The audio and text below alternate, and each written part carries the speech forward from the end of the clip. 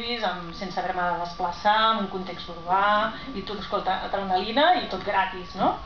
Gratis perquè, clar, vaig decidir fer això sense haver de consumar l'acte, com si diguéssim, és a dir, sense comprar o llogar el pis.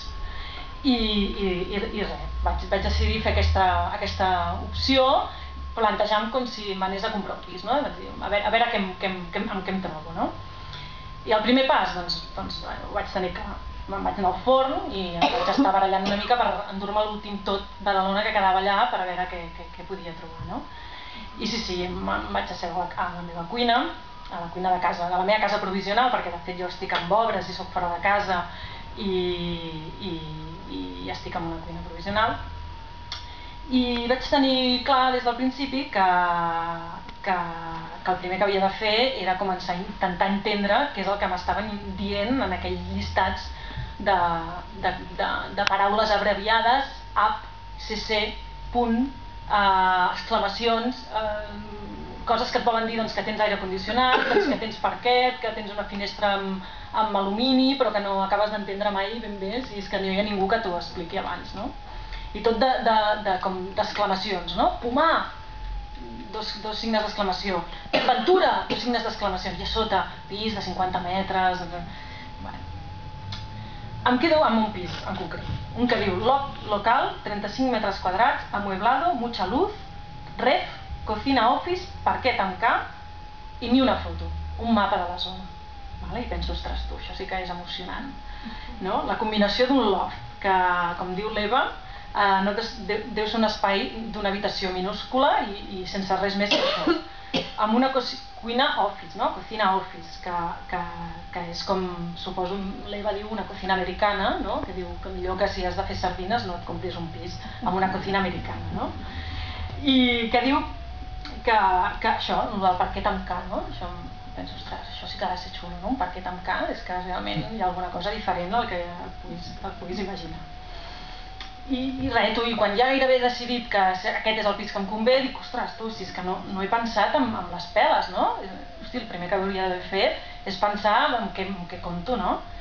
I res, i em llegeixo el manual de l'Eva i em quedo esgarrifada ja directament amb un tros que us llegiré perquè em sembla que és molt gràfic, no? Tot el que et trobes en aquest llibre. Imagineu-vos, esteu amb la vostra parella o amb la persona amb la que voleu comprar un pis i heu fet 4 números i de cop dieu, ostres, ens hem de plantejar les coses, no? I la teva parella et diu, no pateixis, podrem viure amb 994,36 euros al mes. Mira, us demostra. Ens estalviarem els 12 euros del diari i suplements que comprem cada diumenge fora diaris. 60 euros que ens estalviarem si ens donem de baixa del gimnàs, fora gimnàs. 10 euros al mes si deixem de comprar les natilles que tant t'agraden. 40 euros al mes si deixo de depilar-me. 20 euros si em depilo només el bigoti. 93 euros al mes si deixem de prendre el tallat al bar, tots dos. 100 euros si ens venem el cotxe i anem en bicicleta. 30 euros si ens donem de baixes de l'ADSL. 25 euros al mes si no anem al cine. 100 euros al mes si no anem mai més a sopar fora.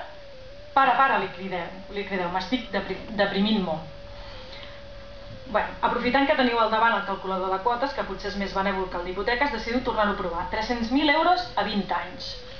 1.880 euros al mes. Ni la vostra parella optimista i irreductible es veu capaç de viure amb 20 euros al mes. A 30 anys. 1.500 euros a 40 anys. 1.328 euros a 50 anys. 1.236 euros a 60 anys. 1.183 euros i finalment a 200 anys 1.098 euros al mes. Per fi! Ara sí que veieu que podeu tenir el pis que volíeu i us feu el ferm propòsit de viure fins als 230 anys per poder arreglar-lo, pagar-lo. Enhorabona!